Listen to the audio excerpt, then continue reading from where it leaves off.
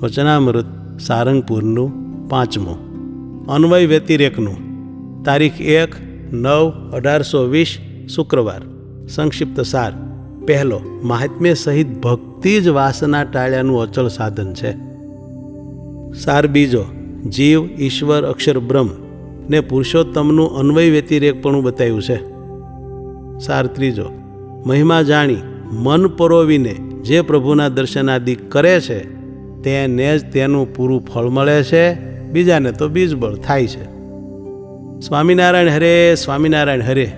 સંવત 1877ના શ્રાવણવદી નવમીને દિવસ સ્વામી શ્રી સહજાનંદજી મહારાજ ગામ શ્રી સારંગપુર મધ્યે જીવાખાચરના દરબારમાં ઉત્તરાદે દ્વાર ઓરડાની ઓસરીએ ઢોલિયા ઉપર વિરાજમાન હતા અને સર્વે શ્વેત વસ્ત્ર ધારણ કર્યા હતા અને પોતાના મુખારવિંદની આગળ મુનિ તથા દેશ દેશના હરિભક્તની સભા ભરાઈને બેઠી હતી. પછી મુક્તાનંદ સ્વામીએ પ્રશ્ન પૂછ્યો છે, વાસનાની નિવૃત્તિ થયાનો એવો શો જબરો ઉપાય છે જે એક ઉપાયને વિશે સર્વે સાધન આવી જાય? પછી શ્રીજી મહારાજ બોલ્યા છે, જેને શ્રદ્ધા તથા હરિ અને હરિજનના વચનને વિશે વિશ્વાસ તથા ભગવાનને વિશે પ્રીતિ તથા ભગવાનના સ્વરૂપનું મહાત્મ્ય, એ 4 વાના જેના હૃદયમાં હોય તેની વાસના નિવૃત્ત થઈ જાય છે. તેમાં પણ જો એક મહાત્મ્ય અતિશય દ્રઢ હોય તો શ્રદ્ધા તથા વિશ્વાસ તથા પ્રીતિ એ 3 દુબળા હોય તો પણ મહાબળવાન થાય છે. અને મહાત્મ્ય વિનાની ભક્તિ જો ઝાજી જણાતી હોય તો પણ અંત્ય નાશ થઈ જાય છે. જેમ 10-12 વર્ષની કન્યા હોય ને તેને ક્ષયરોગ થાય, પછી તે કન્યા યુવાન થયા મોર જ મરી જાય પણ યુવાન થાય નહીં, તેમ જેને મહાત્મ્ય વિનાની ભક્તિ હોય તે પણ પરિપક્વ થતી થતી નાશ થઈ જાય છે. અને જેના હૃદયમાં મહાત્મ્ય સહિત ભગવાનની ભક્તિ હોય તો બીજા કલ્યાણકારી ગુણ ન હોય તો પણ તેના હૃદયમાં સર્વે આવે છે. અને જો મહાત્મ્ય સહિત ભક્તિ જેના હૃદયમાં નથી તો શમદમાદિક જે કલ્યાણકારી રૂડા ગુણ તે તેના હૃદયમાં છે તોય પણ નહીં જેવા જ છે, કેમ જે અંત્ય નાશ પામી જશે. માટે એક મહાત્મ્ય સહિત ભક્તિ હોય તો તેની વાસના પણ નિવૃત્ત થઈ જાય અને કલ્યાણકારી જે ગુણ તે સર્વે આવીને હૃદયને વિશે નિવાસ કરીને રહે. તે માટે મહાત્મ્ય સહિત ભગવાનની ભક્તિ એ જ વાસના ટાળ્યાનું મહા મોટું અચળ સાધન છે. પછી સ્વયં પ્રકાશાનંદ સ્વામીએ પ્રશ્ન પૂછ્યો છે, જીવ અન્વયપણે કેમ છે ને વ્યતિરેકપણે કેમ છે, અને ઈશ્વર અન્વયપણે કેમ છે ને વ્યતિરેકપણે કેમ છે, અને અક્ષર બ્રહ્મ અન્વયપણે કેમ છે ને વ્યતિરેકપણે કેમ છે, અને પુરુષોત્તમ ભગવાનને અન્વયપણે કેમ જાણવા ને વ્યતિરેકપણે કેમ જાણવા?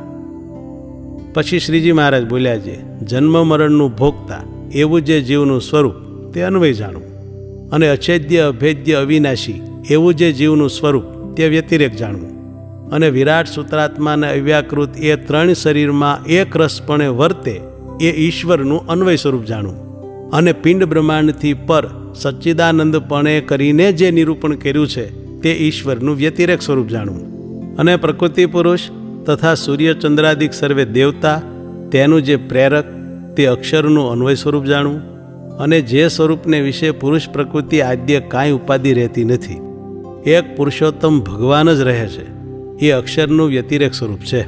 અને બદ્ધ જીવ તથા મુક્ત જીવ એ બેના હૃદયમાં સાક્ષીરૂપ થકા રહ્યા છે, અને બદ્ધપણું ને મુક્તપણું જેને અટતું નથી તેમજ ઈશ્વરના ને અક્ષરના હૃદયમાં સાક્ષી રૂપે રહ્યા છે, અને તે ઉપાધિ થકી રહિત છે, એ પુરુષોત્તમનું અન્વય સ્વરૂપ છે.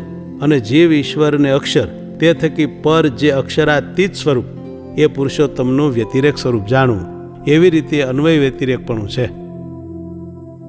પછી વળી મુક્તાનંદ સ્વામીએ પૂછ્યું છે, ભગવાનના દર્શનનો જે મહિમા તથા ભગવાનના નામ સ્મરણનો જે મહિમા તથા ભગવાનના સ્પર્શનો જે મહિમા તે ભગવાનના ભક્તને અર્થે છે કે સર્વે જીવને સારું છે?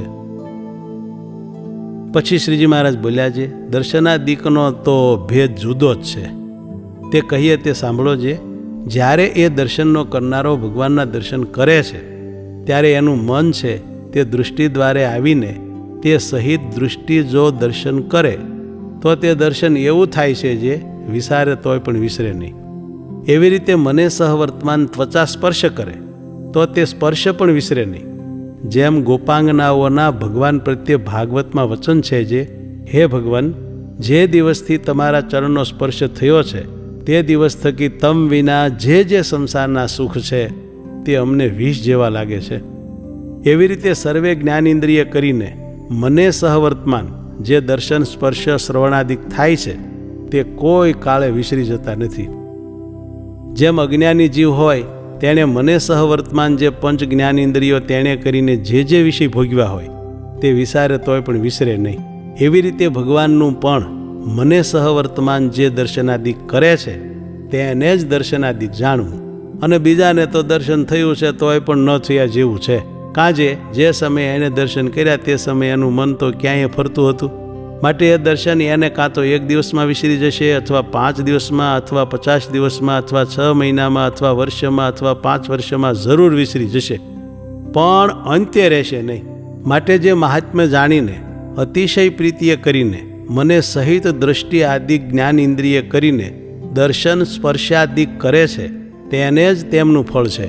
અને બીજાને તો જે પરમેશ્વરના દર્શનાદિક થાય છે તેનું બીજબળ થાય છે. અને યથાર્થ મહિમા તો જે મને સહવર્તમાન દર્શનાદિક કરે છે તેને અર્થે છે.